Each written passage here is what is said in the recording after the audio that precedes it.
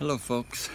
I want to talk with you for just a few minutes about 1 John chapter 3 verses 18 through 24. You know, in the last section, John wrote of the importance and the necessity of brotherly and sisterly love, didn't he?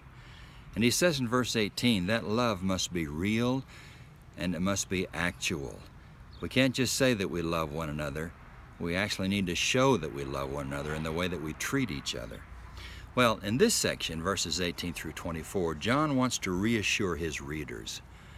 This paragraph is all about Christian confidence, having the confidence that we are right with God, that we are walking with Him. And I imagine some of the false teachers were threatening that confidence in the Christian community. What John tells us is that Christian confidence is the fruit of loving one another. That's right, verse 19. The fruit of loving one another is that we are confident in our relationship with God. Sincere love for one another is a sign of God's presence in our lives. That's what John writes in verses 19 through 20. It's a sign that God is with us and that we are right with God. So again, the importance of loving one another. Now sometimes, John says, we don't have the confidence that we are right with God, and our conscience or our heart condemns us. So John says, I want you to know that God is greater than your heart. God is greater than your conscience. He knows you better than your heart knows yourself.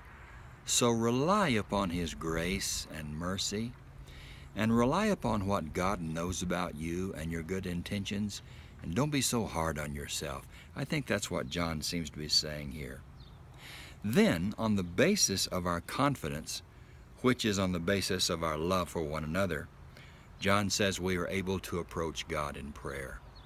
And we can approach Him in prayer with great boldness. Why? Because we obey His commandments, and because we do what pleases Him. And since that is the case, we know that we pray according to His will. We could skip ahead to chapter 5, verse 14, where John again writes about the importance of our prayers being according to God's will. But John says, hey, you obey God's commandments, you love one another, you do what pleases Him, so it's assumed that you will pray according to His will. And when that assumption is there, John is able to say unequivocally, God will give you what you ask for. And so the fact that we love one another gives us confidence before God. And the fact that we have confidence before God allows us to go before Him in prayer and to ask Him for whatever we think we need. And we have the faith that will be granted what that request, because we are in Him and He is in us. And so, by the way, answered prayer is also the fruit of confidence and the fruit of loving one another. And then in the last two verses in this section, John reminds us of the importance of obeying the commands of Jesus. He talks about this mutual abiding. God is in us and we are in God. The Spirit living in us is further proof of God's abiding in us. Isn't that interesting? His presence is another source of confidence. So, in conclusion, we can have confidence before God. Why is that? Number one, because we truly love one another. Number two, because God is greater than our hearts.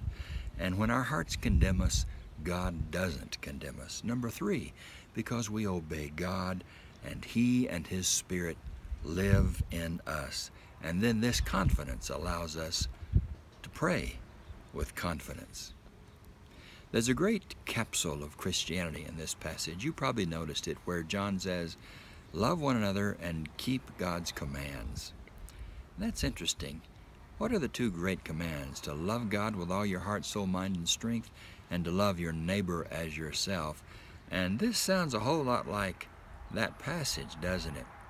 Love one another and obey the commands of God. What a great capsule of what Christianity is all about. Okay.